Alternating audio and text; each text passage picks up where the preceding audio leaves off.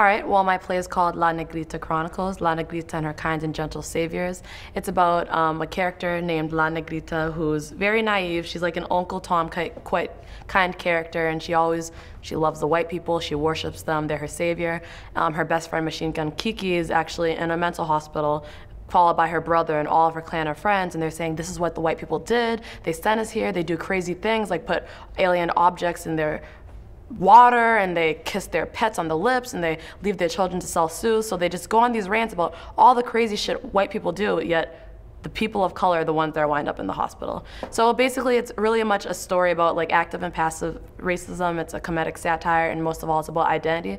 It's about how you perceive how you're perceived by others, and how you're defined by yourself. Like for instance, La Negrita, the reason I named the title this is because the character is Hispanic. So she's Dominican, and she so happens to have very dark skin, so she's always referred to by her skin color, and she's often stigmatized, and she's called by other people in her university, especially the white people, she's referred to as, you know, the black girl. So it's mostly about her identity, how she fits into the culture.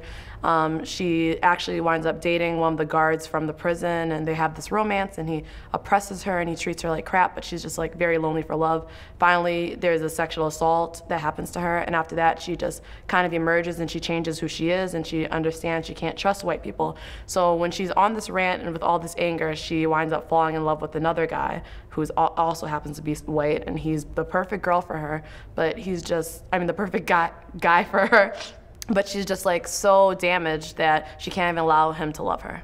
And that's how my story ends.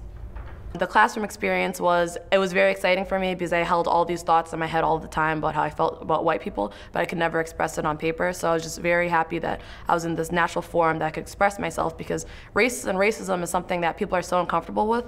The only racism I've ever heard from the media is always like racism against black people. You never hear black people or people of color, Hispanic people just shitting on white people, and that's what we do behind closed doors. So it was very fun that I was able to write it down on paper.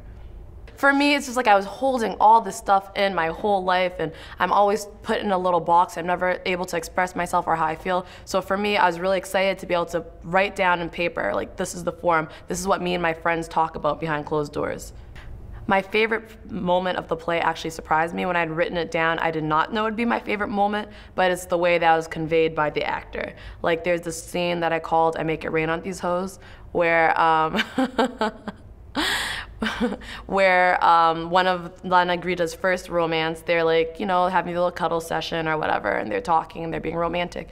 But Samson Fowler is absolutely hilarious. When I wrote it, I did not imagine it that way, but the way he conveys and portrays the character, all of us are just dying of laughter. The way he's running out of bed, but he's covering himself with the blanket and saying, "Don't leave me," and he's saying racist things, but then plopping a little kiss on her cheek. It's just, he just blew my mind. That's my favorite scene of the play, and I had no idea that would be.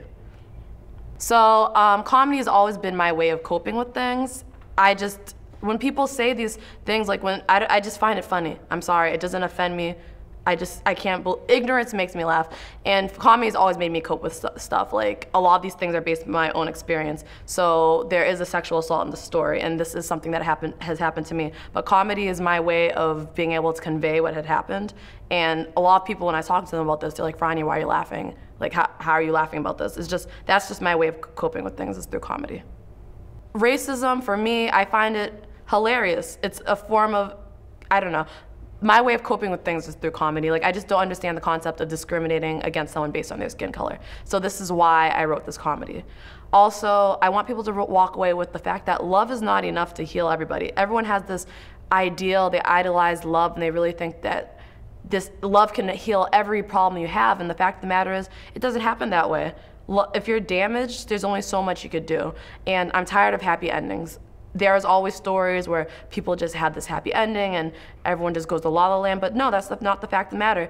In media portrays women of color having these supernatural abilities and able to overcome any obstacle that comes their way, but the fact of the matter is, women of color are women. We're still human beings, we still have our flaws, and we can't overcome everything. So my story shows the result of many women of color.